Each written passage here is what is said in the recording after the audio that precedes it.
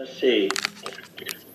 And then also, as background noise, I don't know if you want to ask people if they're not speaking apps to mute, because we're getting a lot of background noise this morning. Thank you.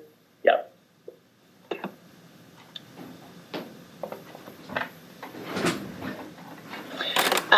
Megan Carpenter just emailed me.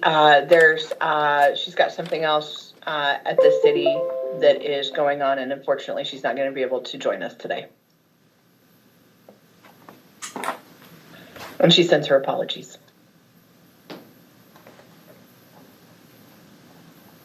Well, I think we can go ahead with the introductions. We look like we have a pretty full group here going, and that's good. Is everybody ready to take off here? I guess so. Okay. Well, I'll just start down the list that I have here. Barbara McLaughlin, you want to introduce yourself, please? Good morning, everybody. Barbara McLaughlin, North County Rep. It's alphabetical. Commissioner Bill Bartline, please. Good morning, retired Commissioner Bartline.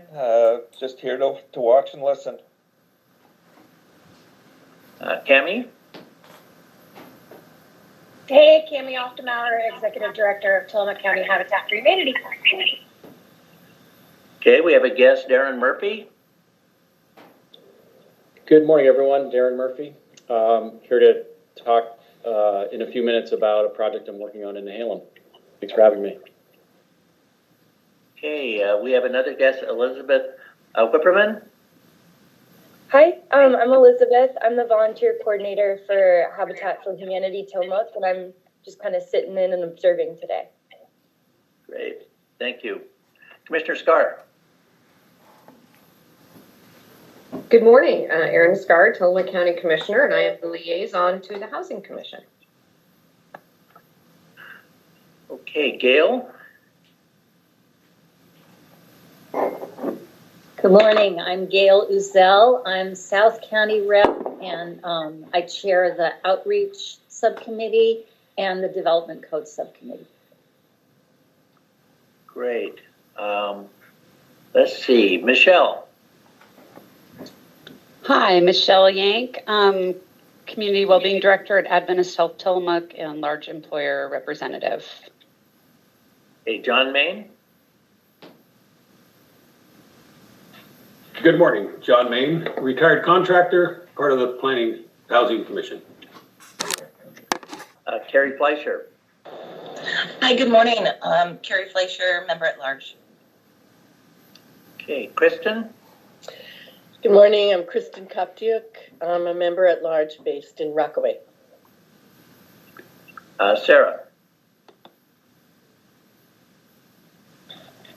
Good morning, everyone. My name is Sarah Absher. I'm the Director of Community Development. And another one just came on, Peggy Schumann.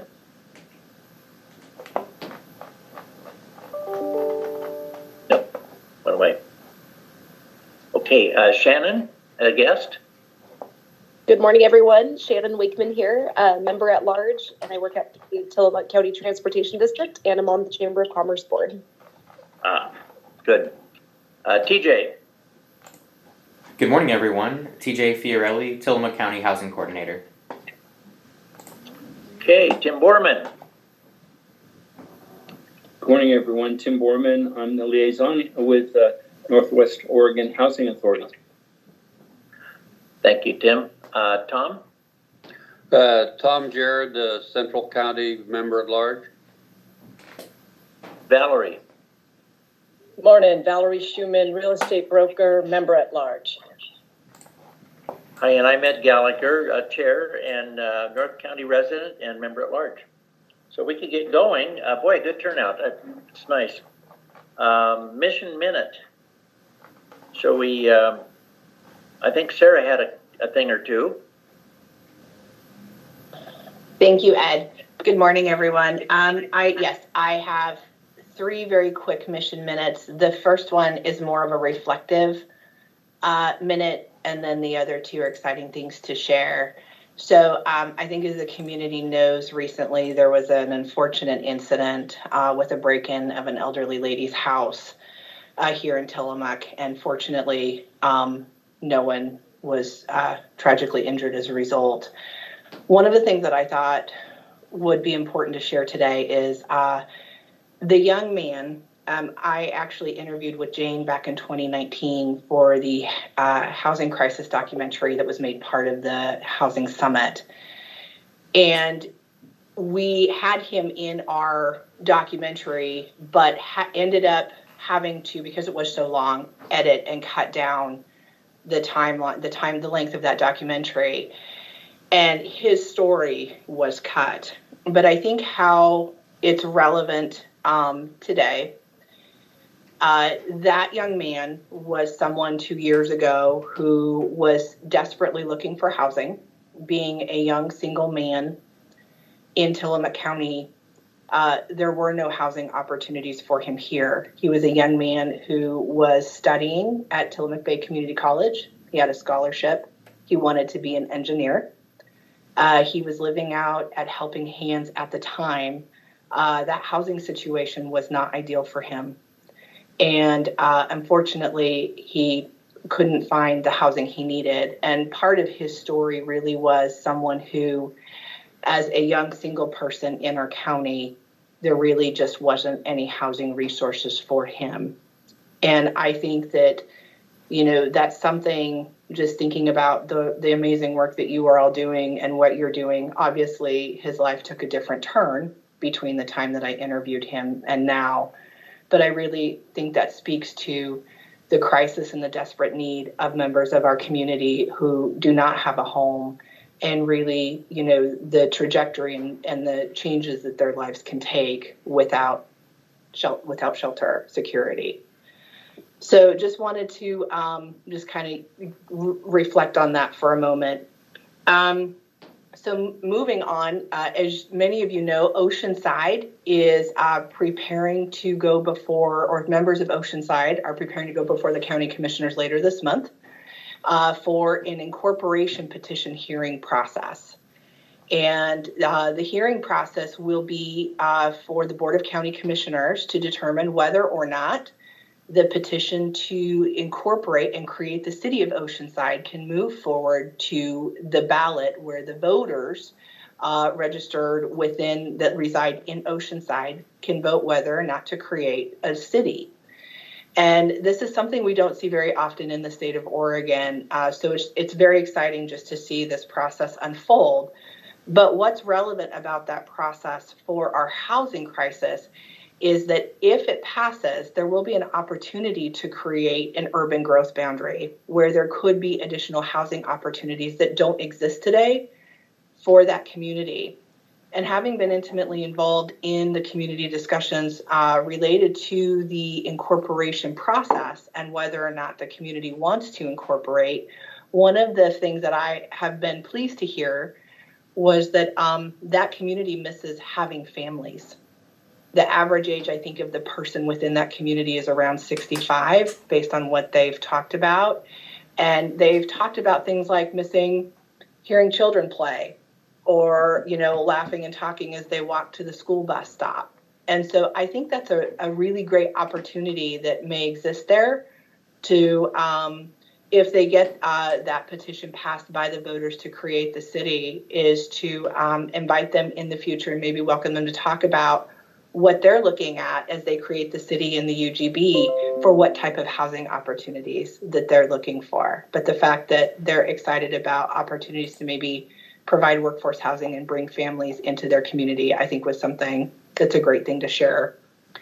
Lastly, I was talking to TJ. On occasion, I do a planning commission training to go back through the 101 of the Oregon Land Use Program and focus that training on how it relates to our communities and Tillamook County through our various land use planning programs and processes.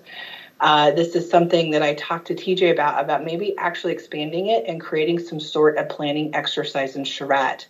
I would love to invite the Housing Commission to join us for that training. I'm looking at March.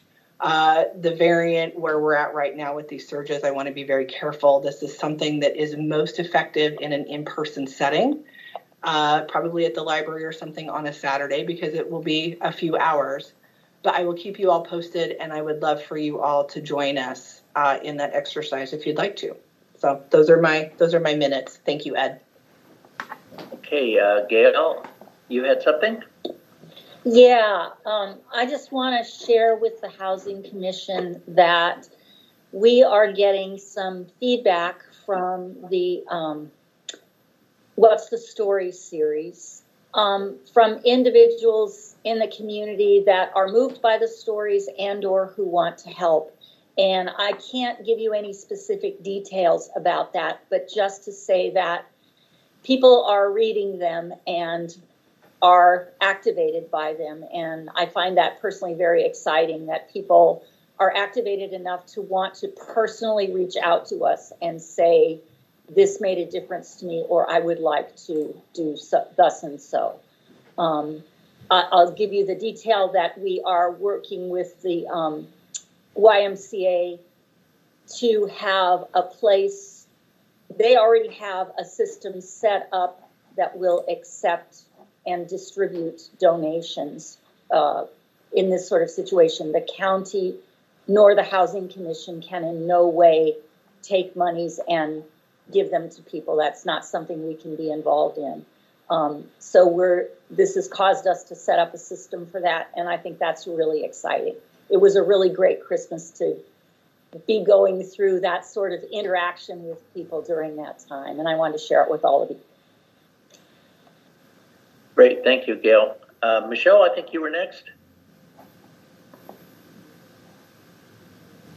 I actually think Carrie was, but it's kind of a good segue from Gail, and I'll try to keep it brief. I just want to say I've been just kind of monitoring the Tillamook County Housing for Rent Facebook group, and it's totally anecdotal. I don't have any research to back it up, but I'm seeing more engagement and more positive and interaction and more professional people using that than I did 2 years ago when I started monitoring it. I was looking at it because my son has been in chronic need of housing over the last 3 years. And so I've been just kind of observing a trend shift, and it coincides with when we started promoting that. It's a link from the Housing Commission's webpage, and I think it's attracting a broader base of potential renters and landlords, and I think it's been a positive thing because that group has struggled with civility, and it seems like the tone might be changing a little bit. And so we can't take credit for it per se, but I do think it's a positive anecdotal trend, and I think that was worth sharing. Thank you. Carrie, I'll let you go next. All right. Well, I just am happy to report that the Akani School District, I'm a member of the board, and we have 3 vacant lots in Rockaway Beach that the board has voted to begin looking at to provide housing for staff members. We've had a lot of teachers and other people turn down jobs because of lack of housing and lack of rentals. So we are looking at possibly developing those 3 lots into housing for our staff. So we are taking a personal step to create housing for students or teachers. They required by law to be employees of the district. And our superintendent went and looked at things that provided in July, have a 4-plex, as well as a house that they are renting out to their staff. And it's been a very positive thing. And so we are looking at the potential of taking those steps here. Wonderful. Boy, that's interesting. Good. Gail, you had something? Nope. Your hand is up, Gail. Okay, Commissioner Scar? I've got a couple of things. One is to follow up on what Carrie just said. That is super exciting, Carrie. I actually have a meeting that I'm working on scheduling either later this week or early next week with a developer that has a model of working with business to develop housing. So I don't know if you all are interested, but we could certainly loop you in with him as just one model or option to look at. This is someone John Southgate had brought forward, and I was just doing a little early exploratory conversation. So let me know if you want to connect on that, Carrie. I'd be happy to get you his information. The second mission moment that I have is around a legislative concept that's being developed. It's legislative concept 218, and it is to set up programs in at least 5 counties across the state, perhaps more, where each county gets $1 million. And with that $1 million, you set up a coordinated homeless system. So we have put our hat in the ring for this. I have now gotten confirmation from 5 of our 7 cities. Actually, I got confirmation from the 6th this morning. So 6 of our 7 cities that they're interested in partnering with the county on this. CARE has indicated they are interested in partnering on this. So it would give us an opportunity to really bolster the homeless services system, which, as we know, is just so deeply integrated into our housing work. So keep your fingers crossed. This will be a short session. Right now, it's a legislative concept that we hope will become a bill. Thank you. I think that's everybody, and I appreciate everybody muting. That's great. Carrie, I wonder what kind of dog you have. He's a Saint Bernard, and he's my little assistant this morning. I know. I noticed Valerie had her cat joining her too. So it's my dog's sleeping beside me here. So, okay. TJ and I put on the agenda the formation of a finance subcommittee to our group. I think we're at a point in our history where we are ready to start looking at both financing outside, and then this committee also would have some internal roles. TJ, do you want to go over that? Absolutely, Ed. So a couple of the things that we're trying to do right now is develop a process to bring in more money to the Housing Commission, as well as to have a process for assessing requests from the Housing Commission for developing projects. And this includes a financial assessment of the applicants and making sure that we're vetting those applicants in a detailed and professional way before they come before the Housing Commission. I'm going to go ahead and share my screen while I talk a little bit about the Finance Committee that we'd like to form. After I talk about this, I think Ed may decide to entertain a motion to form this committee, which would be a requirement for this committee to be formed and to be integrated into the bylaws. So a couple of the things. The Finance Committee, it has 2 purposes. The first would be to identify external sources of funding.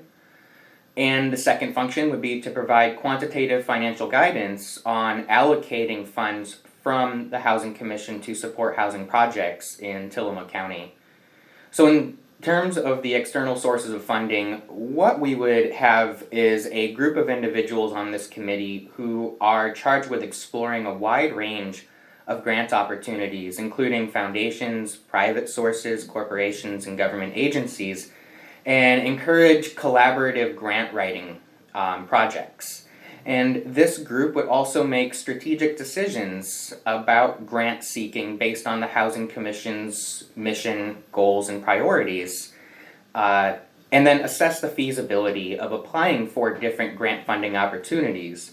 And this would include identifying the timeline for submission and the eligibility requirements for those, estimating the time efforts required to complete a proposal, as well as a strategic selection of the opportunities. And to that end, one thing I'll say is that often organizations will find that there are so many grant opportunities out there that they are unsure which ones they should pursue, which ones are limited time and effort and resources should actually be allocated towards. So this is one function of the Housing Commission's Finance Committee. The second function would be, of course, the housing fund allocations. And that means conducting an initial review of each application and assigning a quantitative score based on a set of defined financial criteria to better inform housing commissioners when those presentations and applications come before you all to determine how we'll allocate and distribute funds to those applicants. This would include a review of each applicant's pro forma analysis, which would show the pre-development soft and hard cost estimates, as well as the projected rate of return the project is expected to generate based on the sales price and rental income. We'd also be making a first pass in looking at the affordability and the length of time that those individuals or those projects would be committing to an affordability limit. And the second piece of that would be to provide the full commission prior to the applicant presenting. Provide the full commission with a quantitative score and a pro forma analysis in preparation of that meeting and that presentation. The intent here is to create a system that essentially looks at the financial status and the experience that a developer has or an applicant has, and again, make a financial assessment that will allow you all to better understand what it is this applicant is asking for during that meeting, and it will better inform your decision-making process when we make recommendations to the Board of County Commissioners for allocating those funds. So I'll go ahead and stop sharing my screen here. I think it would be a good idea to have a conversation if Ed would like to entertain that, and to hear a motion if that's something that we feel is appropriate today. Okay, questions of TJ or myself about this new subcommittee for our group? Barbara. Yeah, so early in our meetings, we were discussing the criteria for how the funds from the short-term rental fee would be distributed. And I haven't heard much on what we had some ideas. We went through a lot of, when Jake was here, he provided some information, but I don't know that we've ever actually had a meeting where we decided what the financial considerations would be, or what the considerations would be for who would get the money. Did we ever finish that, or where is that? Or is that going to be part of this committee's work to work on that criteria? So I can speak to that, Barbara. Thank you so much for your question. So up to date, since starting in the housing coordinator position, I reconvened the working group that was initially looking at the criteria for allocating those funds. That group has taken that information and moved forward and answered a lot of the remaining questions that were brought forward by this group, by the full commission. The next step, of course, would be to bring that back to the full commission and to talk about it more in depth in terms of the work that's been done thus far. And yes, this finance committee would be responsible for ensuring that those criteria are part of their financial analysis. So this is a continuation of that work. Okay, Michelle?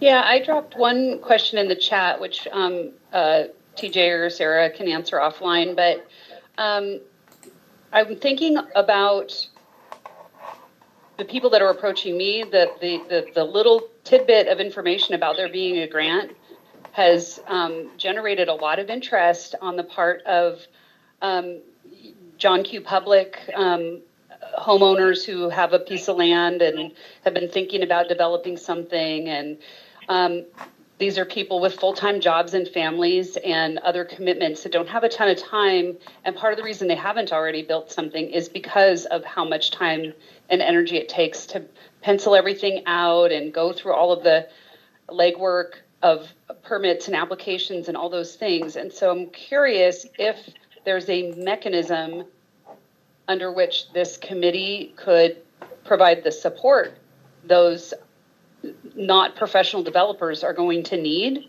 to navigate this. I know the big developers are going to be applying for their, system development fee abatement or whatever it is that they're going to be coming after. But I'd really like to see this be very friendly to the average citizen that wants to be part of the solution. want a better understanding what that might look like. I know when the initial materials that were worked on, we talked about the ability to do front-end work on projects, and that might be part of it. I think you're thinking of a little more hands-on role for the commission in terms of helping people through the process. Worth a discussion. I don't know if we're at a stage right now where we would figure out exactly what that role might be, but I think it's certainly worth a discussion. Okay, any other questions about this? It's kind of preliminary. By the way, what we've talked about is having people that are interested in being on this subcommittee to send an email with your interest to TJ, and then we'll form up the committee. So I would entertain a motion to create a finance subcommittee with the charge that TJ outlined. Need a motion from a board member. Don't be shy. Well, I'll go ahead. I move that the Housing Commission form a subcommittee for financial considerations of applications and to be looking for grants, as TJ pointed out. I don't know how official I have to get there. That sounds good. And I'll second that. Okay.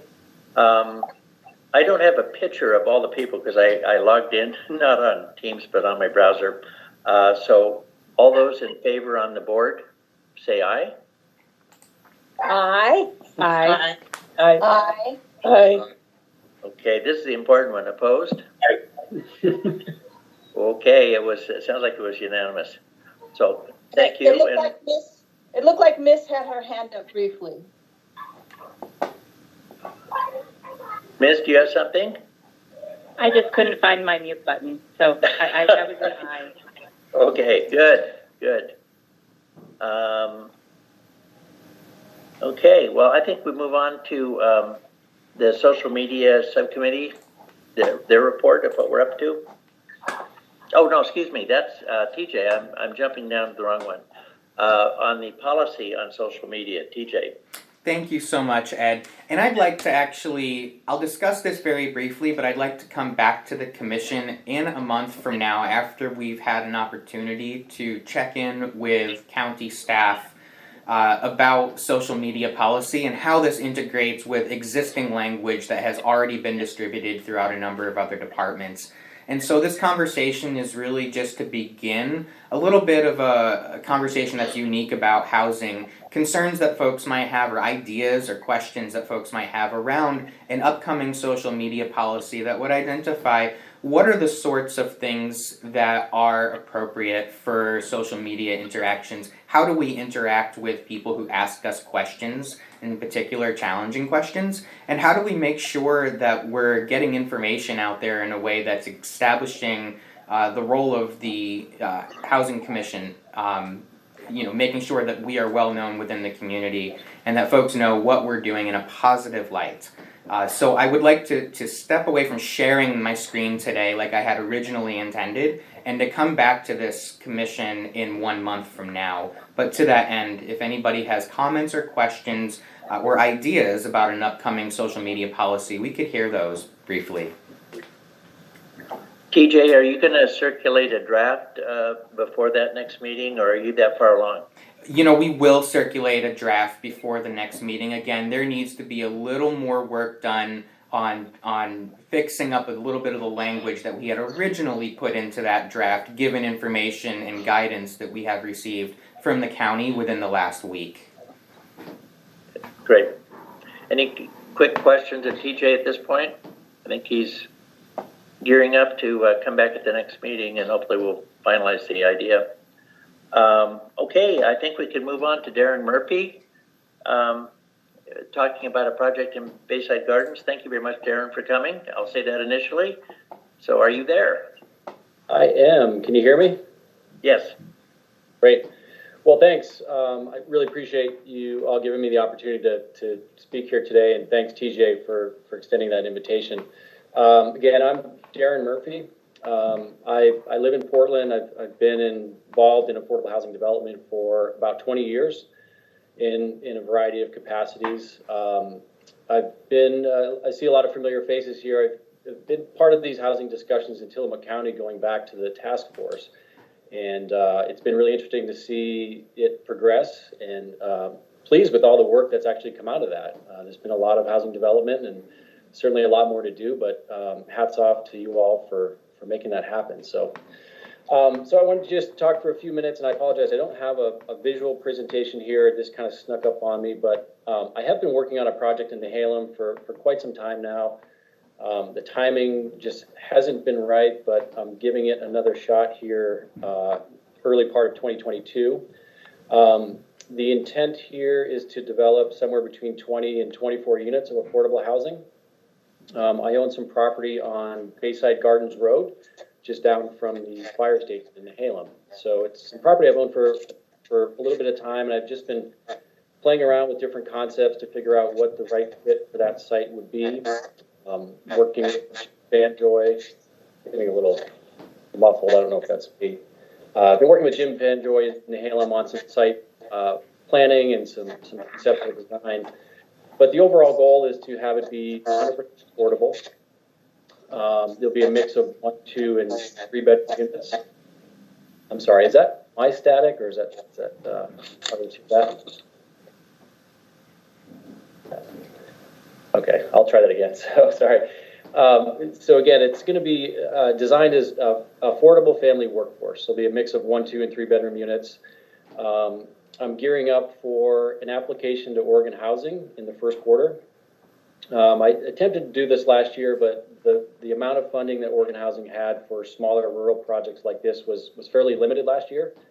But thanks to efforts at the department and advocacy from rural groups, the state has more than doubled the amount of funding this year going into smaller rural projects like this. So I think the timing is right to take another run at obtaining some capital dollars. I'm also in the process of working on an application to the Housing Authority for a small amount of project-based vouchers. So conceptually, the project will be affordable for folks at 60% and below. But if I'm successful with the application to the Housing Authority, there'll be a handful of units set aside at 30% that'll be supported by project-based rental assistance. A little bit more about the site. It's about 1.5 acres. It's zoned R3 in Nehalem. And we're trying to arrange the site so that there's amenity space for residents, community garden space, play area, and a leasing office. So it should be a really nice community. And I'll probably be reaching back out to all you for support as that application to Oregon Housing comes out and comes to fruition. Some of you have already supported efforts last year, Sarah and Aaron, of course. So appreciate all the support already, and I'm sure you'll be hearing more about it in the near term here. And certainly happy to answer any questions. I know that was kind of a brief overview, but happy to answer any questions you have. Okay, any questions? Boy, that will be a great project in that area. I think it sounds really good. Commissioner Scar, I saw your hand up first. Yes, well, Darren, I want to share first my excitement. Darren and I have been talking for years, and it, as he said, the time had to be right, and I'm just super hopeful that the time is right. What we are seeing, Darren, with the other affordable housing projects that are coming through our community, Holden Creek Village and Greenlight, which is underway with its funding and so forth, is that they're still finding a gap, that when they do the OHCS funding, and even with vouchers from the Housing Authority, they're still finding there is a financial gap. And I assume you have run your pro formas all the way through and looked at that. Are you finding also a gap that's going to require some additional local or philanthropic or other funding to make this happen? Yeah, Commissioner Scar, that's a really good question. And that's part of the reason why I put the efforts of last year on hold. As you know, construction costs were in a pretty bad spot last summer, and they leveled off and they're back on the increase. So One good thing I'll say is that Oregon Housing recognizes that, so they've increased their subsidy limits on a per unit basis. So last year, those subsidy limits didn't quite get there, but I'm confident that this year, with the increased subsidy limits and the increased focus on rural projects, that it should be adequate. Although it's not fully baked yet, I do need to get another pricing exercise done.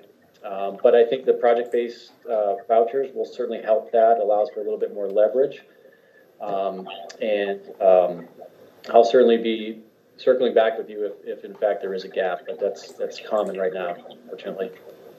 Yeah, and will this be a nonprofit project, so you will have property tax abatement in that version, or would this be one where it will be privately owned and you'd be looking at the urban growth boundary county property tax abatement? Oh, sorry, that was a mouthful. That's a good question. I have been anticipating the property tax exemption. So I'm a sole practitioner. I used to work for a development company. I'm on my own with this project. I've talked to Sarah a little bit about the tax exemption, but that's certainly one thing I'm going to circle back with her on the next couple of weeks here. Thank you. It's just good to know what tools you're looking at using so that we can, tout those as these are drawing interest in our community for people. So, because people want to know what we've done and how is it working. So it's fabulous to hear that that's a tool that can make a difference for you. Thank you. I'll stop my mouth. Cammie, I think your hand's up. Yeah, so I had a question if you guys are having any discussions around having some units be home ownership. That's a really good question. I have not. One of the challenges with Oregon Housing is that the buckets are pretty well defined. There's a rental bucket, there's a home ownership bucket. Sometimes hard to blend those two. There is the site that I purchased a number of years ago was half of a larger site. So there's potentially another part of that site that's available, although I can't speak for the owner. I know he's got his own desires for that site, but I have had some ideas about doing rental on my side and then seeing if there's a home ownership opportunity on the other side. But completely speculative because I don't own that piece of the site yet. But by and large, it is challenging to blend home ownership and rental with Oregon Housing dollars these days. There's also the opportunity for the LIFT funds. I'm sure, do you know about LIFT funds at all? So those can be home ownership or rental, just something to put into mind. At Habitat, we really focus on serving low-income families through home ownership. And I always bring it up because I think it's really important that we continue to, look at those opportunities when they're possible. Yeah, LIFT would be the primary source of funding I would target from Oregon Housing, but on the LIFT rental side for this development. Cool. Yeah, homeownership is really an issue, and that's really how folks generate wealth and long-term stability. So it's near and dear. I haven't done a lot of homeownership, but I know the importance of it. Well, when you're ready, we'd love to work with you. Absolutely. Michelle? Yeah, I dropped a link in the chat. I'm kind of wondering if Commissioner Scar maybe is more well-versed. TJ and I met with Leslie Ford from the Columbia Pacific CCO and learned a little bit about their regional housing impact fund. I don't know what the eligibility requirements are for it, but I do think that we need to start sharing that resource with folks like Darren and to explore, because this is part of their,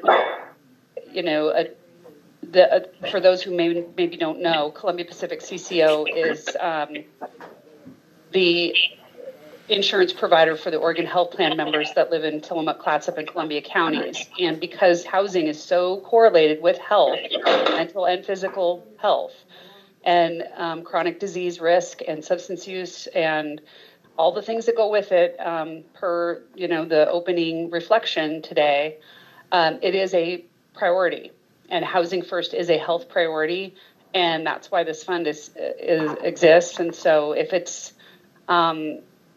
meets the eligibility for projects, I think we really need to avail ourselves of those resources. This would be, an area that the new finance subcommittee would delve into as well to make sure we're all well versed in what the opportunities are. Thank you very much, Michelle. Any more questions of Darren?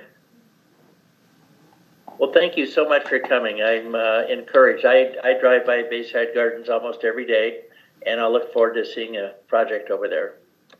Great. Thanks again for having me. Appreciate it. Let's see. Is Betsy on? Yeah. I don't see her on my list. And it looks like we're a little bit of ahead of the schedule. Oh, okay. We could go to we could go to subcommittee updates, and I suspect that she'd be on closer to around 10 o'clock. Okay, that sounds good. Darren is from the office of Senator Merkley and is going to give us some great updates. I read through the materials she forwarded. It's extremely interesting for us. So development code, Gail? Let me find that button first. Okay, development code. For development code this month, we need your help. And we've already had some help. I already see a new name that we'll add to our list of contractors and developers that we're developing, even though that was redundant, sorry. We are putting together a list of as many Tillamook County or working in Tillamook County developers and contractors as we can get. Ultimately, we'll talk to all of them, hopefully, and also do some surveys to try to get some information more specific to what kinds of problems, what kinds of developers have building what kinds of buildings.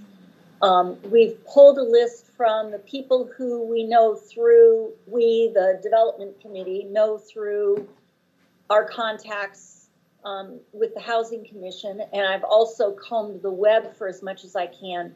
But I'm sure that each of you knows 1 or 2 or 3 or 4 or 10 developers. And if you could please forward their names and their company name, if they have one, to us, to either myself or, let's see, Ed, do you want to be a second target for this? Can't hear you. Yeah. I think TJ would be more appropriate. Okay. I might lose it, I feel bad. All right. So send it to myself, TJ. If you don't have all the contact information, that's fine. We can look that up. We can track that down by other means. If you do have it and it's easy for you, if you could send that in to us. But at this point, we're just trying to get together a long list and get it sorted and be able to work with that. We're already compiling a list of questions for those developers, and we'll share that with you at a later time. But right now, we just need every one of you to think of any developers that you know in the county and just name and company name if you know it, and we can look up the rest. You don't need to do the legwork for us. If we need that from you, we'll get back to you. And that's really about all I've got for development code today, unless anybody else can think of anything else. TJ and I talked very briefly about the idea of maybe some kind of regular contact with the group, of updating them on what we are doing at the Housing Commission as a way to keep their interest. So anyway, that's something in the works. Let's see, Barbara. Gail, are these any size developers, individuals, or big companies, and anything in between? At this point, we've got smaller contractors, basically anybody who's building houses, building dwellings of any size. So we probably don't need every single repair person. We may get to that at some point. But at this point, people who are building dwellings or refurbishing dwellings. Commissioner Scar.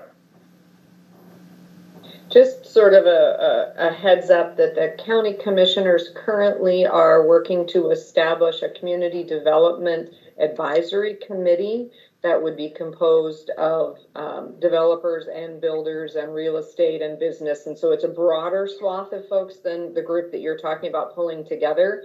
But I just wanted you to be aware that there's some parallel here that's happening. And I think TJ knows about that, but just want to make sure everybody in this group is aware that as you're talking with developers, you may find they say, oh, I heard about this. Isn't this what the commissioner's office? So that you will be able to say, there's actually two things happening with some awareness on everyone's part. Thank you. Thank you. And Gail, anything else? Yeah, I actually have one more just to let you know what's going on. And I think that this will probably happen internally, but just so you know that there's connection here. One of the things that the Development Code Committee obviously is looking at is code. And so we learned at our last meeting that the Legislative Committee has a list upcoming or in existence of all of the possible bills on housing. And that would be useful to the Development Code Committee to see that list so we can look at any language that might be pertinent to us that are in any of those bills. So that's going on, and just want to let you know. Good segue to Carrie. Oh, yeah, Carrie, you're going to talk about legislative. Yeah, we haven't had, we had just kind of a brief meeting in December. Was it, or it could have been, my dates are off right here. But Which year was that? That's where I'm at. It's been one of those winters. But as far as the Legislative Committee goes, we're going to be having probably a follow-up meeting here in January to meet back to kind of reorganize our group so we can begin refocusing on the next legislative session. And thank you, Erin, for the legislative concept, because we definitely would want to at least read through that and see if we can be supportive of that, as well as any other legislative issues that come forward. Okay, good. Sounds like you're up and going again, and that's you did such a great job last time. We're looking forward to wading through future sessions of the legislature. And I think the concepts is very important to get things on the table early on. Let's see. Gail again on community outreach. Yeah. We spent most of the community outreach meeting through our story ideas and re-looking at them. Many of them came from a brainstorming session that the outreach committee had, I think right before TJ got here. And some of those ideas proved to be duplicates or obsolete, but basically what we did was go through I think it's close to 60 different story ideas, and assign them. We didn't need to assign them because mostly people said, oh, I want to do that one. So just so you know that we're working on that. What we continue to try to work on is I don't know if you're all hearing lots of noise. I don't know if you can hear me, but I'll go ahead. What we're working on still is not only getting the stories out there, and I hope you all have seen all 6 that we've gotten out there, and we've got another one that's just hatching right now. We left off the end of December rather reluctantly, but we didn't have anything that we felt was ready or appropriate at the time, and we felt like it was a crowded time of year to put out a story and that maybe it wouldn't be missed. It turns out from comments that I've had, that it was missed, that people are avid enough about it that they wanted to know what happened to the story. So it'll be out there soon. But just so you know that one of the things we're trying to do is not just put these stories out, but keep them in a cadence and keep them so the order of the stories tells a story in itself and covers all the bases of all the concerns that there are about housing in Tillamook County. in spite of the fact that we have a long list of stories, you all probably have some ideas for stories too, and we would love to hear them. And we would also love it if any members of the Housing Commission wanted to do an interview with somebody that you or we could turn into a story, either via a written bunch of information or an oral transcript. So if an idea occurs to you, you hear of somebody that you think might fit into the What's the Story with Housing in Tillamook County niche, please feel free to contact us and we'll fold that in. That's mostly what we're spending our time on, is getting those stories out there, both in print and also figuring out how to mix those stories with press releases that won't be some story oriented, they'll be more information oriented, and will come out not necessarily in the same forms and not necessarily the same kinds of media. Stories are going out in print, they're also going out in social media, if you don't know that. So I think that's all I've got. Sounds good. Any quick questions of Gail? Hey, TJ, I was going to ask you to maybe mention your radio interview. Oh, yeah. Boy, Ed, I think you might have been reading my mind there. I was going to mention the radio interview, number one, just to let folks know that that has been done, and that was a very good experience. But the follow-up to that is that every month, every 4 weeks or so, we'll be having a guest on with me to go on KTIL and talk about issues that are front and center with the Housing Commission, whether it be grant funding or projects that are coming online or concerns of the community, or even referencing some of the stories that we're publishing. So we are looking for people from the Housing Commission to join us on a regular cadence monthly. If you have an interest in joining me on one of those interviews, please feel free to send me an email. And the same goes if you have a suggestion for somebody you think could be interviewed for a housing story, but maybe you don't want to do that yourself. Please send that along and we can assign that to one of the folks on the outreach committee as well. So we're looking at radio, we're looking at press releases, and of course also the PSAs that we're sending out. A lot of exciting work coming out of the outreach committee. Thank you so much, Gail, for covering that. I've been asking people who are workers that are probably summer or off-season workers about how did you find a place to live? And it's interesting, the feedback. Some of them have lived here or lived with parents. Luckily found a place, but some of them are driving quite a little distance. So I don't know, that's something it's interesting to find out what challenges they have. And that might be a storyline for one of them if they were willing to discuss how their quandary of finding housing and then able to work in a shop in downtown Manzanita or someplace like that. Okay, I don't know, Commissioner Scar, do you want to do your comment now or do you want to wait until after the Senator Wyden's representative? If Betsy isn't here, I can go ahead and talk just a little bit. I've shared a number of the things that have been on my plate already with the legislative concept and where we are with that.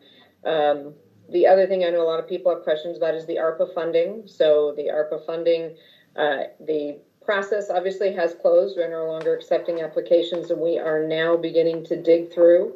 Some of you may have already heard we had 108 applications, and the amount requested was over 90 million. We have 5.3. So obviously there are many things within this that will not be funded in this go around. And we will be looking toward other funding as it comes forward, because we really had a dual purpose in this process. One was to receive applications that we would consider for our ARPA funding, and the other was to receive project information for other and larger projects that we would then be prepared to share with our state and federal representatives and senators when they reach out to us. So it was twofold. So getting 90 million wasn't shocking because of some of the large projects that are on the list that were never really intended for our funding. We will be we're working with Echo Northwest. They have sort of been the consultant that's helped us with this process, and they are currently doing some analysis of the projects for us, pulling them into what qualifies for ARPA, what doesn't qualify for ARPA, and then doing sorts on, what is related to housing, what is related to childcare, what is related to economics, trying to kind of give us a lot of different views of what we received. And then we will take probably a half a day as the commissioners, and it will of course be a public meeting, as all of our meetings are, and really hash through this and figure out what direction we want to take and how we will make our decisions. So there's a lot yet to be done. I wouldn't expect any decisions to come on these funds before February at the earliest, because our process needs to be thorough and public. So lots yet to come, but it was very interesting. There's a lot of great projects on the list. I've had an opportunity just to, page through the raw data, as they're calling it, and there's a lot of great stuff on there. Gail, did you have a question for me? I do, thank you. Is there need for further advocacy from the Housing Commission as the decisions get closer to the end, or is the application all that we get to do? I would suggest that the application is probably what you will get to do unless we have questions on the proposal. That said, we may ask for presentations in the future depending on how this whittles down and how everybody's feeling. So it's a little early for me to know the answer to your question, but I appreciate the question because it lets me remember as we're designing our process that, that we may learn a great deal if we allow some advocacy. So we'll see how that flows. Again, with 108 applications, we probably can't accept advocacy on all that we have received, but we may have questions and ask for those going forward. Thanks. Yes. So that's any other questions on the ARPA funding or ARPA process? I know it's clear as mud, and that is because we are really building the bicycle as we ride it down the road, because this is completely outside of anything that we really have been able to do in the past. The previous CARES Act funding was in the door and out the door so quickly, as past Commissioner Bartlein could attest to, that process was much more limited than what we are attempting in this case. So brand new. Okay, anything else you want to raise? I see Cammie has her hand up. Yeah, I just wanted to say thank you guys for allowing this process to happen. I feel like I don't know if this was a requirement that you guys set it up like this, but it was really nice. I know I applied, and it was just it was nice to have the option to make the ask. So thank you for that.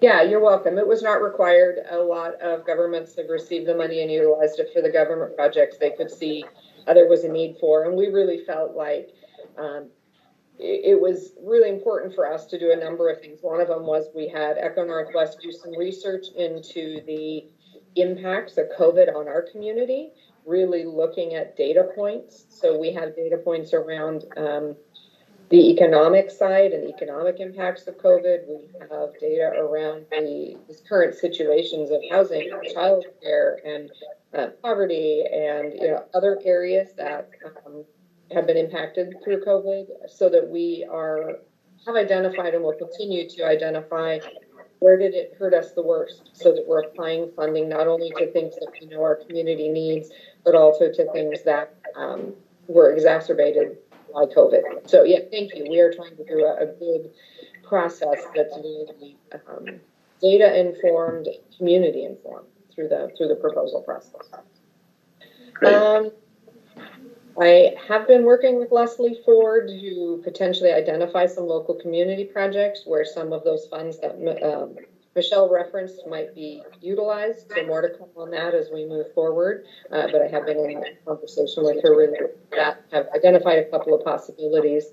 Additionally, through the Association of Oregon Counties, there's a housing project where they invited counties to contribute to a pool at the Association of Oregon Counties for them to hire a housing expert that we can then draw on for different pieces. And again, I'm in the process of working with them to sort of suss out what might be most beneficial in the county that their housing expert could provide for us. So more to come on that. It's in its developing stages. This is kind of a brand new piece through what's called County Solutions at the Association of Oregon Counties. So I will share more with that as it develops. Gosh, I think that's pretty much what we have for the housing or for the commissioner's office at this time. Okay, any other questions? I see that Betsy Emery is on now. And I don't know, TJ, do you want to do any type of introductory comment there before she participates? Sure, Ed. Very briefly, I was excited to have some email correspondences and some conversations with Senator Merkley's office and Betsy Emery's, the field representative, who has offered very kindly to share some very exciting news about funding and things that we see coming down the pipeline through 2022 that could benefit housing efforts at the county level. So with that, I'd like to go ahead and Betsy, if you're ready, feel free to go ahead and begin telling us about what you have for us.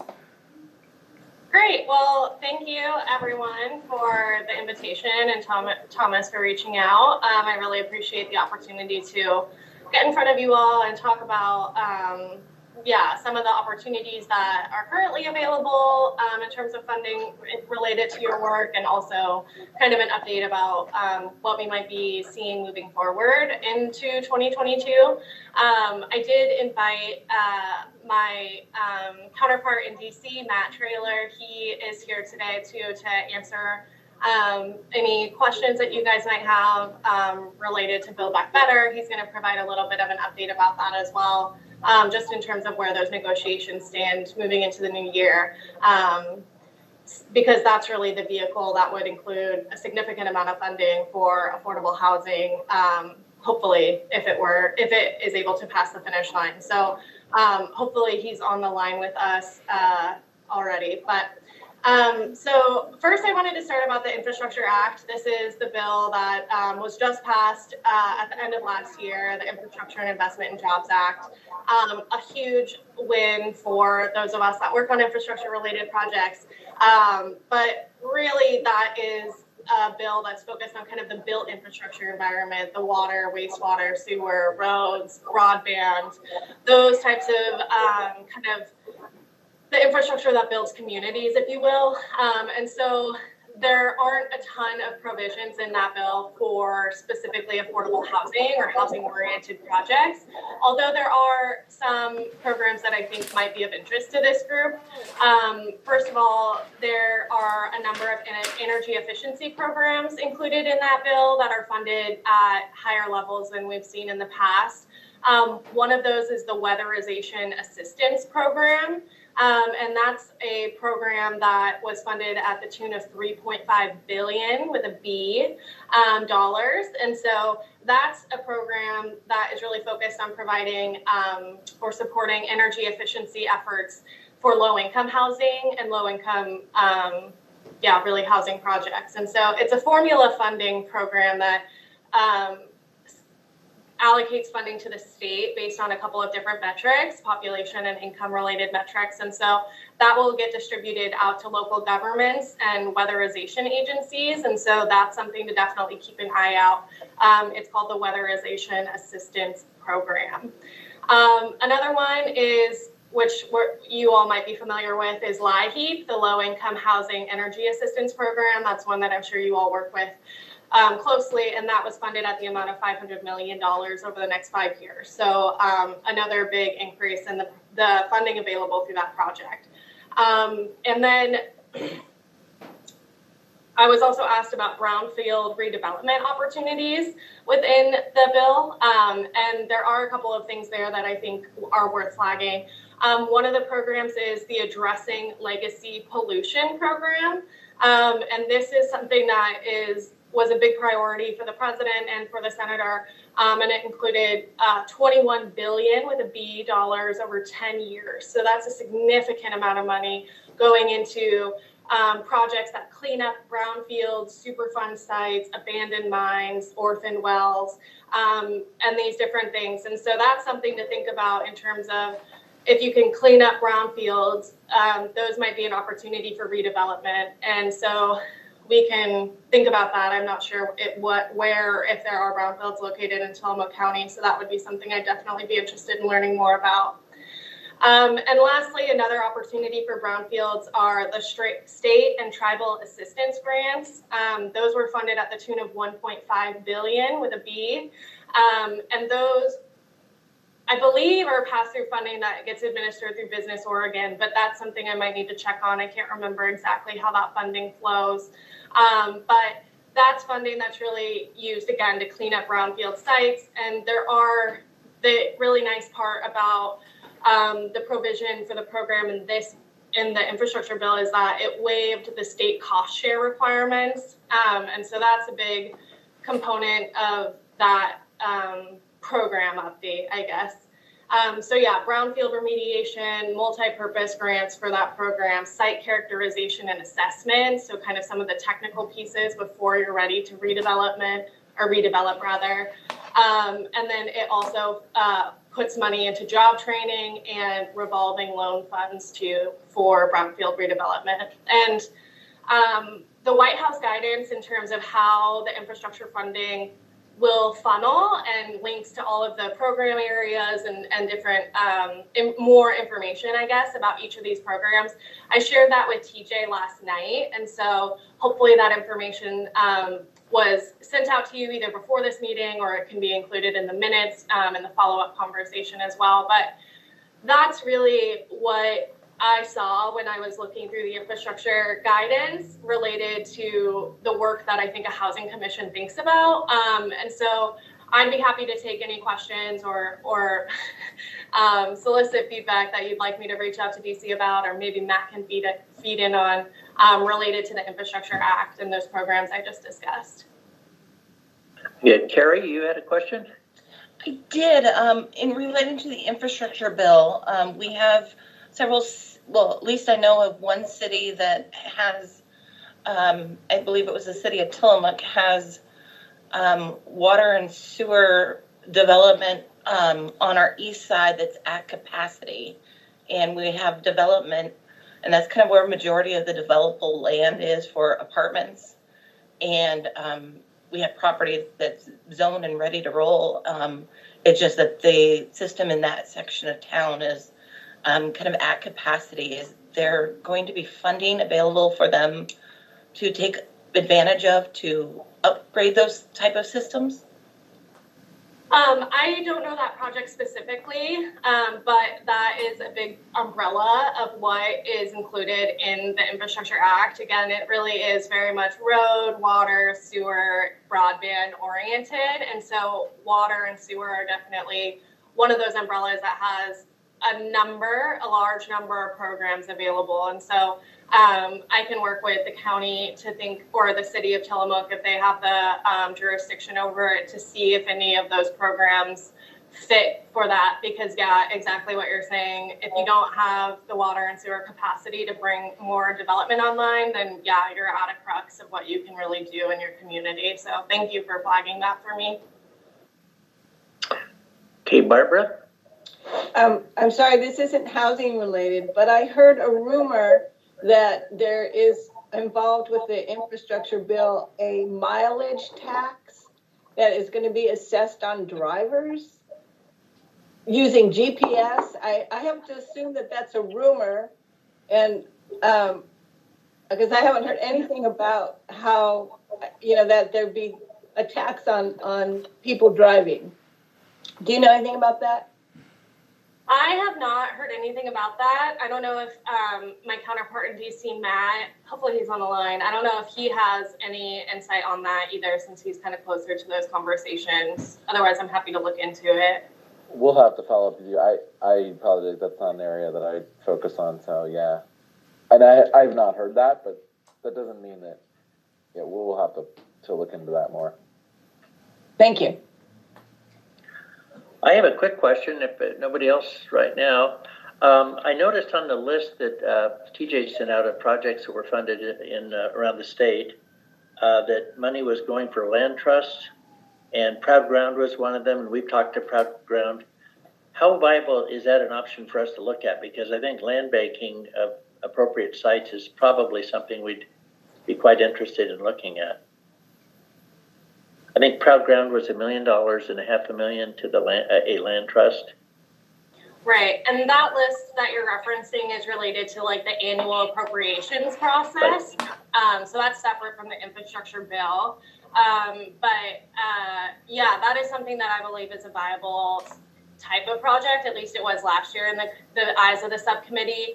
And so those are projects that we can work through to see if they fit either the appropriations process or another funding opportunity if Build Back Better is passed. But I'm going to do a bit of an overview of like the appropriations process at the end of the conversation after Matt has an opportunity to talk about Build Back Better. And welcome, Matt. You're greeting us from what, Washington, D.C.? Right outside D.C., in Virginia at the moment, but yes. Okay, great, you got a good connection. Are there any other questions on infrastructure before we kind of hand it over to Matt to talk about Build Back Better? Gail, you have a question? Yeah, kind of piggybacking on the infrastructure stuff about City of Tillamook. I just want to say that one of the goals of this committee has been to work with our rural joint water and sewer boards to help them with their infrastructure problems, because their system development charges are often one of the major barricades to development in our rural areas. And I just want to raise that issue so that we all think about it in this context in case there would be some connection that can be made between the need for lowering system development charges and any of these monies. I don't know if that's feasible, but just wanted to say it out loud. Excellent point, Gail. I was thinking about that too. Okay, any other questions of Betsy before Matt speaks? Okay. Go ahead, Matt, if that's appropriate. Sure, yeah, it's fine with me. It's your meeting, so I'm here to serve. So I'm glad to be here. Thanks for inviting me. I can just speak a little bit, and if anyone has questions, obviously Betsy and I are happy to follow up if we can't answer them on the spot. But I'll just share that I've been leading Senator Merkley's pretty significant engagement on pushing for broad affordable housing investments to be included in the Build Back Better package. This has been a long effort that we have been partnering with the chairman of the Senate Banking Committee, Senator Brown, and many others, kind of leading letters and finding other ways to advocate over, like I said, basically since I think really March of last year. So the process of the bill has been pretty frustrating because it's, there is a lot in it, which is good. I certainly think the housing sections are good, but, obviously it's been a challenge for our party and for the kind of Senate to get their act together, come up with a final proposal. It's a very broad proposal, right, that everyone can agree on. But we've been kind of maintaining a very watchful eye on the housing provisions and looking for any signs that, that they would be stripped out or that, there was opposition to them. So, back in May, we did see some opposition. Some senators were arguing that, housing isn't really infrastructure. And so, we need to deal with that separately. We responded to that, I think, pretty effectively, and we're able to keep these investments in it. That said, the path forward is still completely uncertain. We think we have a framework. We certainly have something that has passed the House, right? But we will need, of course, 50 votes, and at present, we do not have a majority of the Senate to pass any reconciliation bill, any Build Back Better bill. We will continue to work on that. Right now, the Senate is mostly, well, today it's January 6th focused, but we're working on voting rights this week and next week. There's obviously significant urgency there given the election in November, but following that, and really during that time, we're also working to try to see if there's a path forward on Build Back Better. So, I won't go through everything that's in the bill currently. I would just emphasize that, things that are in there we think are pretty safe, but it's just unknown. We just do not know what, at the end of the day, will be supported by all 50 Democratic senators. So, but the starting point, what passed the House, really has a broad range. We're talking about rural housing investments through the 515 programs, new construction, rental assistance, CDFI funding as well, new vouchers, funding for the home investment program, public housing dollars as well. Obviously, there's a significant backlog in repairs for public housing. New down payment assistance for home ownership. There's funding for community land trusts. I know that came up recently. That's something I'm a big fan of, and something that I think has great promise. Oregon, Proud Ground and others are really kind of pioneering and doing really great work there. And I think that's something that's really exciting, that we'll have new. One of the things that's been holding back that great idea has been lack of funding to actually execute those plans, certainly to scale. So there's a pretty broad agreement among kind of the housing leaders in the Senate that we want to include money, like real significant federal money for land banking and for community land trusts. So separate from the community, the CDS requests that you were discussing earlier, but we also want to include, basically make this a part of the ongoing federal investment to include community land trust model funding to facilitate those transactions. CDBG, of course, is an important part there, and that can be used for a kind of broader range of issues of needs, including some infrastructure needs. So anyways, it's a really broad range. That's what we're fighting for. We're trying to say not just rental assistance, not just, down payment assistance, but let's kind of have a big basket as much as possible. We think we're in a good place there, but I wish I could tell you more about what's going to happen in the next few weeks. I just do not know. But our starting point is good, and that's really important. It took a lot of effort to get to this point. It's not really a starting point, it's sort of a middle point, I guess I'd say. And like I said, we really have broad generational kind of investments here that are going to kind of set us on a really strong path moving forward if we're able to pass this. So that's where we are. Happy to answer any questions.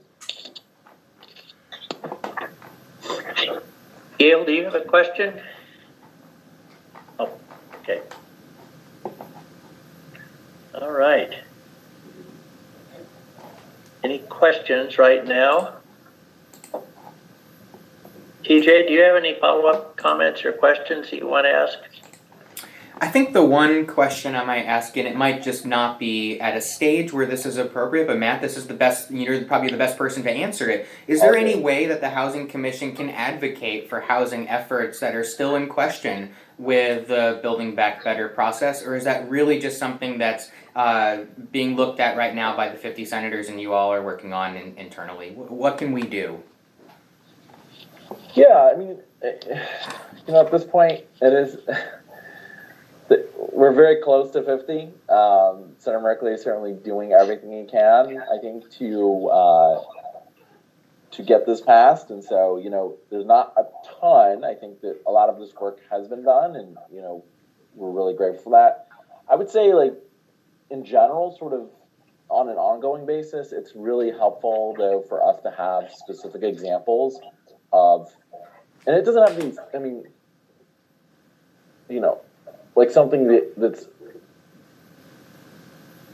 truly like already in the works, like you already have the funding and you're actually doing something, but just more like, you know, examples of what you would do with funding. You know, what would this mean? You know, we can produce, we think we, you know, if we were to get, you know, CDBG dollars, more vouchers, whatever it is, like we think we could, you know, increase our affordable housing supply by 100 units or something, you know, like any sort of specifics in that range, I think is always helpful for you to send to us. It's helpful for us to just make our asks concrete and you know, to show that we know what we're talking about. But yeah, unfortunately at this point, we're trying to convince the last few to keep this whole package together. It's not, the controversy is not over housing, thankfully. It appears to be more so over the refundable child tax credit. So that's a part of the package, though, and obviously people have to agree on the kind of the whole deal together. So That's great. Thank you so much for that, Matt. Sure. And that's all I had. Well, it sounds like we should make up a list and get it out as part of the effort that they're doing for the other funds that Commissioner Scar mentioned. Maybe we could cull a few of those out and send them along. And then we also have a summary of our housing study that Gail put together that I'd like to send to you also. It's just a brief several-page list of what is our housing challenge in Tillamook County. How many units are we behind in terms of having inadequate housing? Okay. Anybody else? Bessie, you have anything else you would like to mention? Yeah, I wanted to walk through one other kind of funding opportunity that exists, and that is the congressionally directed spending, which is kind of the annual appropriations process of the U.S. government, the U.S. Senate and House. And so last year, they decided to bring back a process in which specific projects can be written into the kind of overall omnibus budget bill that is regularly passed on an annual basis, but sometimes is slowed up. And so last year was kind of us trying to figure out what this process looks like. They haven't done that. They haven't written in congressionally directed spending requests like that into the budget bill for over a decade. And so this year we're waiting on the guidance to come out of those committees, but I wanted to just flag for you and have a conversation with you in advance, just based off of what we learned last year through the process. And it is a formal Senate process, and we don't expect that information to really come out from the subcommittees until potentially late last month, or late next month, February. And so hopefully by then we'll be able to have a more concrete conversation about the exact needs of the application or the request that you submit. But there is an entire subcommittee of the larger appropriations committee focused on transportation, housing, and urban development projects. And so they are the one that kind of oversees what that guidance looks like in terms of the types of programs or funding areas that they're interested in soliciting projects on, and the specific types of questions or information or requirements that those projects need to meet. In terms of the housing component of the THUD, the Transportation Housing Urban Development Committee, they are really, at least last year, we're really looking at projects through the vein of the CDBG fund. And so they were projects that needed to be on the HUD 5-year action plan or the annual action plan. They needed to benefit low income or moderate income communities, and they needed to already be on the city or county work plan for housing. But projects in that vein were viable for consideration by the committee. And after we submitted and they deliberated and kind of released their final list So the attachments, the email attachments that went out to you yesterday were the guidance from the THET committee in terms of what they released last year, the list of projects across the state that the senators submitted to the Appropriations Committee for consideration in that subcommittee. And then I also shared out with you the final list of Oregon projects that the Appropriations Committee as a whole wrote into their omnibus budget bill. So when we looked at that list of what was appropriated and selected by the Appropriations Committee, we saw a couple of themes that were really kind of suggesting what makes a strong project or what made one in their eyes last year. And we really saw a lot of projects between the $500,000 and $2 million mark.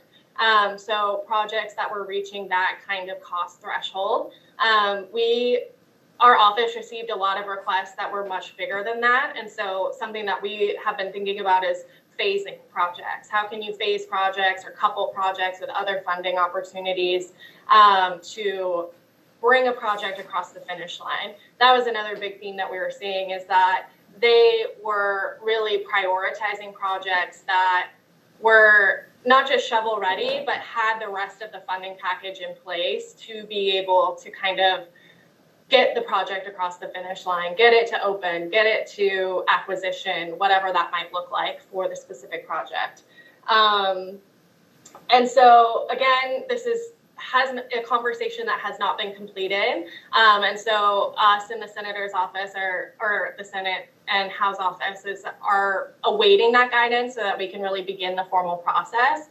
But this is something that is an opportunity for funding, and that process opens up in February or March in a more formal way. But between now and then, I think something that it's worth conversation around what feels like projects that are at that level of baking, I guess. What are the projects in your community that you feel like would be strong candidates based off of those themes that we kind of learned last year? And so I just wanted to share that information with you and kind of reemphasize that funding, at least last year, came through the vein of the CDBG fund.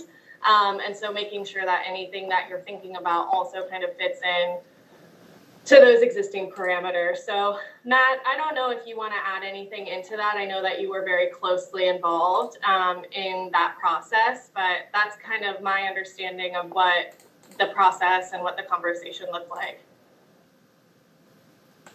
I think you said it well. Thanks. Thanks.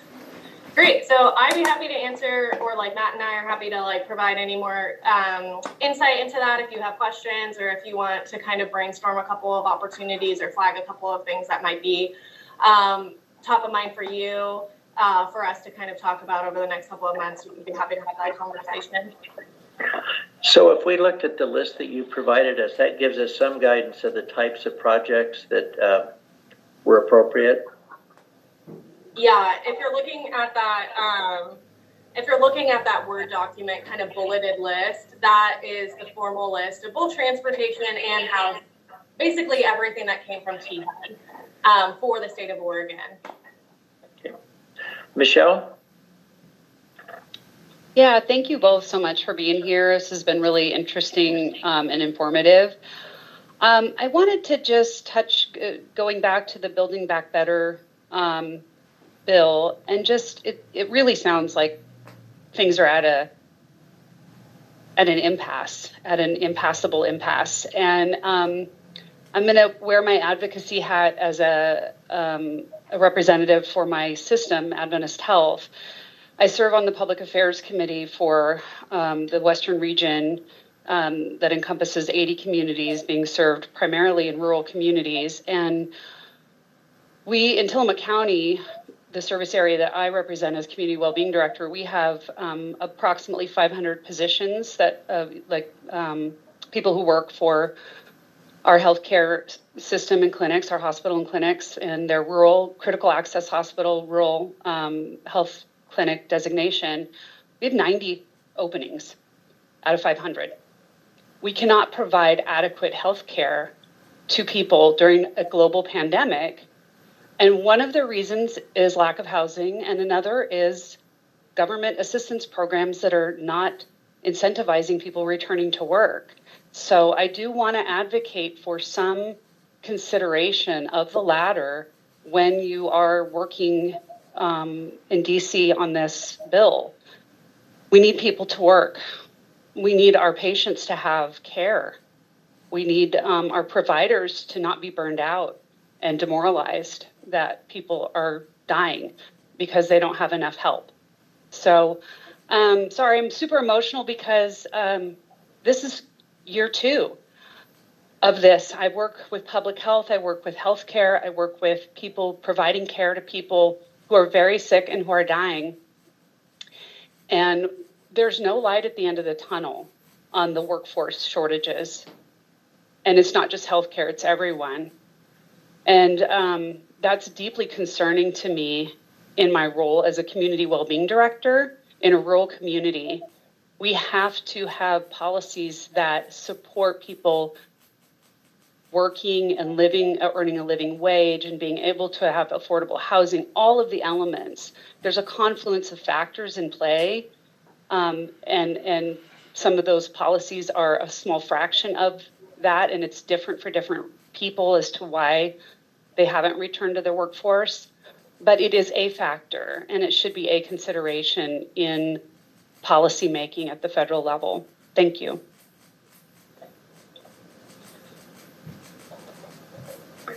Thank you, Michelle. I think I saw, Carrie, you had a question or a comment? I did have a question or more of a comment. Originally, our group was formed with focusing on 80 to 120% of AMI. And that seems there's definitely a gap of funding on a national level, even at a state level for housing development projects that are addressing that, what we like to call the missing middle of housing opportunities and development. Because 60%, I mean, we had a presentation today about somebody that's looking at vouchering systems and at a 60% AMI. So I think we're, in advocating for that middle ground, especially at the 100% level, we're seeing a huge gap of, we have lower income housing, and then we have higher income resort housing. So we have this impasse and a lack of affordability in the middle. And that's really, I always want to try to recenter that conversation that, that is kind of our teachers, that sort of housing is missing, and would like to just point out just a point of advocacy for funding for that missing income range. Thank you, Carrie. That's an excellent point, and one that needs to be discussed. We talked about we can't find housing for our firefighters, teachers, nurses, etc., and that relates back to what Michelle said about some of the challenges of hiring people. It's just sad when people come and can't find a place to live, and then they can't take the job. Some of the employers have actually bought houses for interim housing so that the person comes, lives in a house has 6 months to find another place. And that's work for some, but they have to be large employers with resources to do that. The solution. Yeah, I'll just add to that we do maintain 5 rentals, and we built living quarters above our ambulance bay, and it's nowhere near adequate for meeting the need. And plus, right over the last year, we've had to pay so much in contract labor, bringing traveling nurses and medical providers teams into the community to meet the demand of providing care. And those are itinerant positions, so it's much harder to find housing for 3 and 6 month windows of time. There's money; those are people that can afford it, but there isn't anything available for them, and so it's added significantly to the constraints and the burden for us to be able to maintain a stable workforce. It's also cut in, our labor costs are double what they normally would be without that. And so we have no capital for, any of the other things and priorities that we have for providing improved health to our community and investments in building health and resilience against a virus that is the consequences of hospitalization, et cetera, is preventable if people have their basic needs met and are able to maintain higher standards of living that allow them to stay healthier. And so these are all part of the quagmire that makes my job very interesting and challenging. Okay, any other questions or comments? Well, thank you so much for taking the time with us. Very much appreciated, you and Matt getting with us.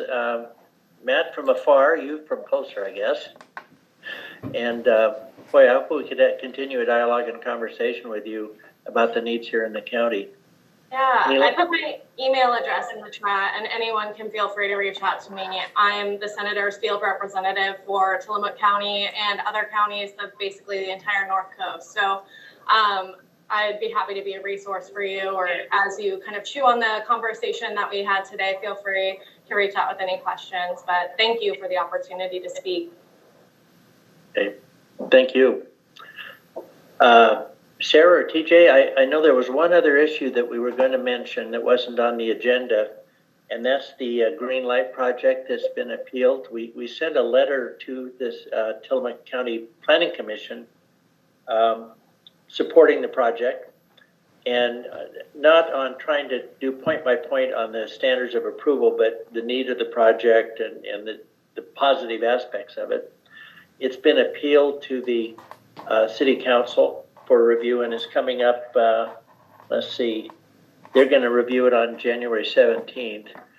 We'll probably send additional letter. We weren't able to talk to the whole commission about it because of the timing of when we needed to respond before. But I guess I'm just interested, is there any other comments that we might include in support of this project? We think it's a very positive. It's 46 units, and that's hard to get brand new in our county. Tom? Yeah, I wonder if either TJ or Aaron could comment. Well, you can't comment on the motive, but I'd like to understand the objection. And also comment on motive if you feel free to do that. On the objection of, I understand that there's a issue about the height and the parking, but comment on the specifics of that. Sure, thank you so much for the question. Or TJ, you want to comment first? And Carrie had her end up as well. Sure. These are related to the very clear planning criteria for approving the site plan. One was the height requirement, and the other, as you just mentioned, was the parking requirement. I think the primary concern is that folks just aren't sure what this is going to look like and how it's going to actually appear in front of them when they're living in their neighborhood and seeing this new building there. And the second piece is I think there's a little bit of concern around parking, particularly how that might impact existing parking spots and how folks are using those both on-street and off-street. I will mention that this project has, in my view, done a pretty good job of including parking. They're not required to include parking for this project because they were within 500 feet of a central business area. However, they have still done so, and there are 36 off-street parking spots available for this project. So I think the primary goal right now is to better understand what the concerns are of the community, and that's what the City Council will be doing when they review this site plan, and to see how, what ways we might be able to address those concerns, not necessarily this project, but to take them into account as we think about the role of the Housing Commission and the concerns that people throughout Tillamook County might have regarding new developments and housing. This is going to be something we see on an ongoing basis, I think. That's my comment on that, and I look forward to the public comments and the letter that we'll be sending in support of this. Do you think that the challenge is a true concern and just whoever the person is just wondering how it's going to be and what it's going to look like, or is there an effort to stop the project? Tom, I think every concern is valid, and I think the role of the city council is to assess those and better understand what they are. They'll be the individuals making that decision, so I'd like to not comment on that at the moment, only to say that this group would be supporting the project moving forward and continuing to do so. What is the height variance that was granted? How much? And they're under the height requirements. I don't have it in front of me. I believe it was 35 feet from memory.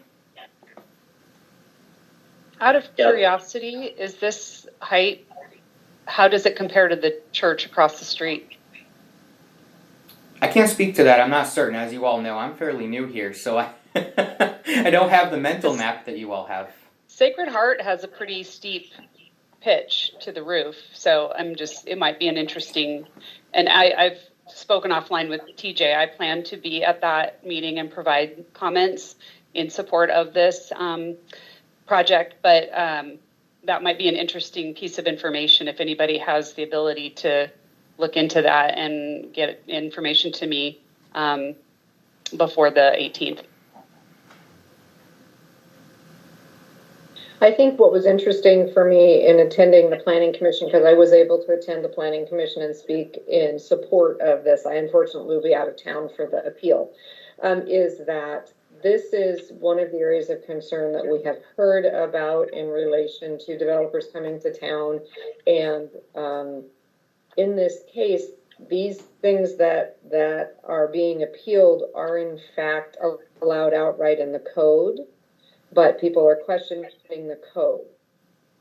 The code was amended, and TJ, you might remember, I forget how many years ago now, they said it wasn't very many years ago that they made these amendments to the code in the city of Tillamook. And so that would have been the appropriate time for people to argue with these particular provisions of the code. And now, of course, this is really the first, I'm going to say, test of the code as it relates to the density that they added, which allowed for the height and the limited or lack of parking because of this commercial adjacency. So this is the first test of their new code in a way. And it's unfortunate that it's being appealed, being pushed up, because really at this point in time, these are outright allowed uses per their code. So it'll be an interesting process to watch it play out. But it is what we have heard from developers in the past that has them not necessarily try to develop something because they're aware that its community may have concerns and they don't want to push through the difficult and uncertain process of going before a planning commission and knowing that you may not get what you need and you've put a lot of time and money into the project prior to that happening. And that's really, I think, the challenge for Greenlight at this point is they brought forward what they know by code is allowed, and it's being challenged. So yeah, it will be a very interesting outcome for everyone to see how this works its way through this system.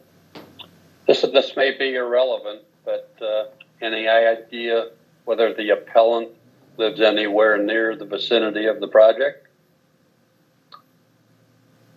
I'm not even sure who the appellant is, to be honest. I got the appeal letter, but I don't recall if it said the name of the appellant. There were three people at the hearing that spoke against this project, and I would make the assumption, perhaps incorrectly, that the appellant may be among those, but I don't know that for sure. And those who did speak against it, one of them was from the community, had a house there. And I do agree. I think that it's concern with the unknown. It's concerned with what will happen to my community and my neighborhood if we bring in density. We don't have density here. We're used to having our single family homes, and it's concern, and it's part of the challenge we're facing throughout our county. It's part of the challenge that Garibaldi has taken, head on, and why a third apartment building there was, fought against. It's change, it's different, and it is scary. We all look we all live in our homes and we chose our neighborhoods for certain reasons. And when there is a large change to our neighborhood, it brings concern as to what will that mean for me in my home and my way of life. And so it's a very understandable fear. So I don't want to downplay that, but I think it's one of the challenges we are facing in housing development when it is outright allowed by code. That doesn't take away the fear. And it does set up a developer where they don't have to do a lot of community engagement because it's outright allowed by code. So it's an interesting balance. And I also share that as we look at the code committee going forward, making recommendations and suggestions for how the county may change our code to allow for greater density, to allow for more outright uses that gives developers greater certainty. That will be have to be balanced by the comments that come from the community as to their fears and concerns, and how are we creating a conversation that brings that together, hopefully in a way that can have a positive outcome. I think it's, hearkening back, what was it, Gail, 10 to 12 years ago when you did the ADU work in South County, and that was really what bumped up against each other is people's concerns and fears about their quality of life as it relates to change. So yeah, it's complex stuff. Yeah, I was just going to say it's definitely going to have to be a priority for the Public Education and Outreach Committee. This is about changing cultural norms that are biologically hardwired in human beings. It's tough stuff. And so it has to be done very consistently, very thoughtfully. But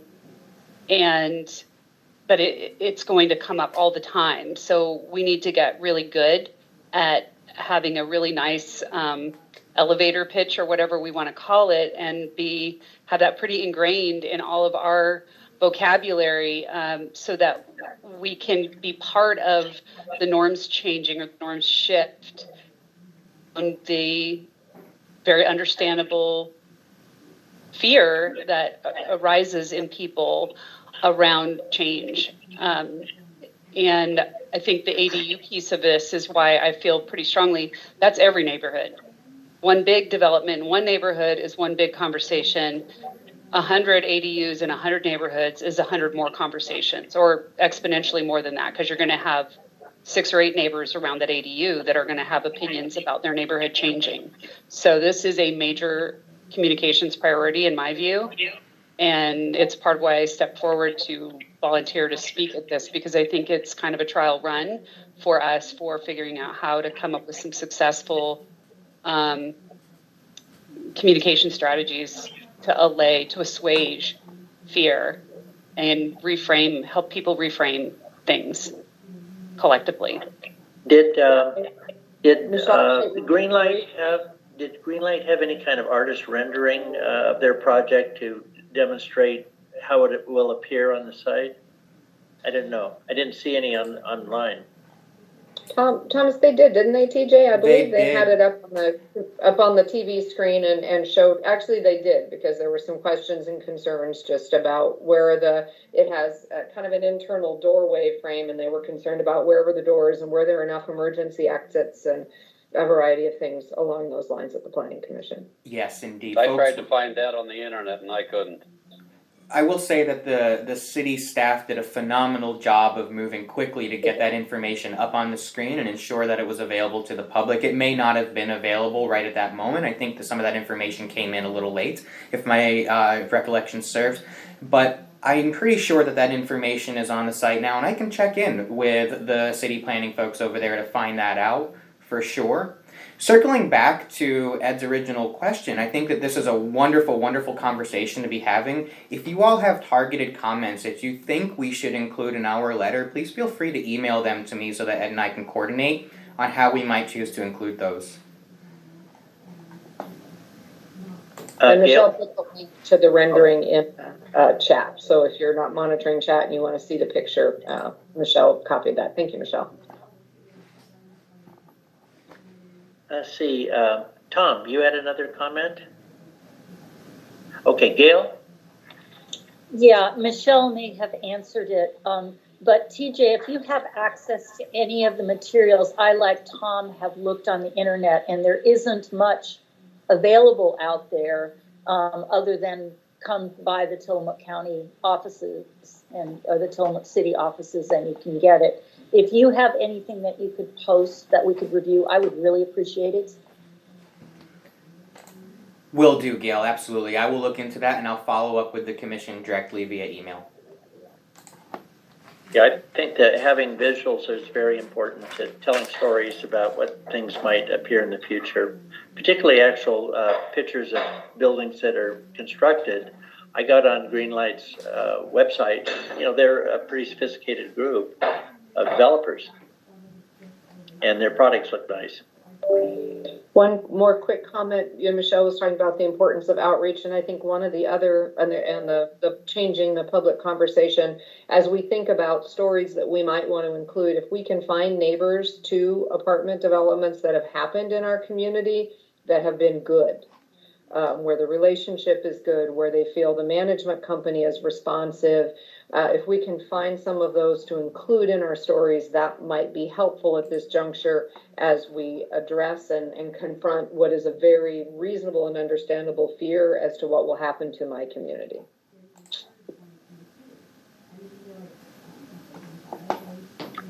Okay.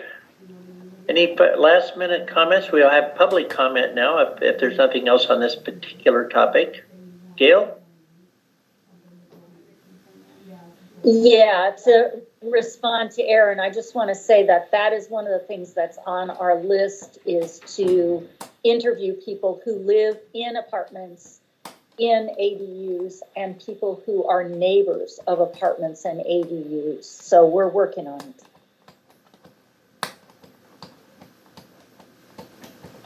Tom?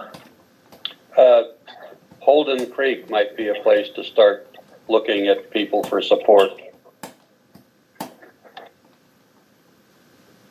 Okay, Sarah, you had a comment?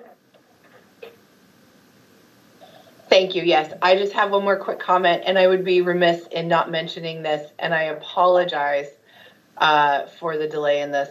So I am excited to share that the Planning Commission will be considering adoption of the housing needs analysis into the Goal 10 element of our comprehensive plan later this month. So the public hearing is scheduled for January 27th, which is, I believe, the last Thursday of this month. The hearing link actually is the same link you all use for the Housing Commission meetings. So same format. I will work with TJ to make sure that you all get an invite for that. But that'll go to the Planning Commission for consideration at the end of this month. And then we are scheduled to go to before the Board of County Commissioners with the recommendation of the Planning Commission, hopefully for adoption in, I believe it's March. So I'm so sorry I forgot to mention that earlier, but one more goal and one more step getting ready to hopefully get checked off the list. So thank you. Could you say, Sarah, what is the effect of the approval of this piece of legislation or plan? I don't understand exactly what it is. That is an excellent question, Tom. Thank you for asking that. So the Housing Commission completed the H&A in 2019, and this document is relevant because as we move forward with proposals for housing, proposals for development code updates, this helps create the path to establish the need for these changes. And so when we start going through those technical land use and planning processes with the incorporation of the H&A into our Tillamook County Comprehensive Plan, the county can formally recognize the need. It supports that future long-range planning work that we're going to start, hopefully this spring. So it's an important first step to establish that there's a need. We have official data that proves that needs to go into our comp plan. Those comp plan policies and findings become part of the criteria to make those future decisions on code updates. Playing a devil's advocate role, who might be against it and why? Well, because potentially they don't feel we have a crisis, that there isn't a need, and they don't see why or how or the justification to update our development codes to allow for more housing opportunities. But Tom, I think folks are probably going to do that anyway. So it is what it is, and we welcome that feedback, and we'll do our best to address that at the appropriate times. Great. Well, we're nearing the end of our time here. I know all these people have 11 o'clock appointments, right? At least some of us do. Public comment. Is there anybody that's been listening through that would like to say something?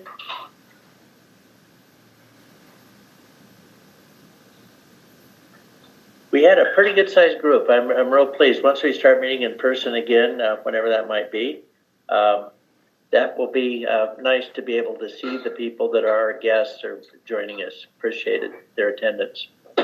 Okay, unless there's something else, I guess we'll be adjourned 4 minutes early. Thank you, Ed. Thank you. Thank you. Everyone. Bye.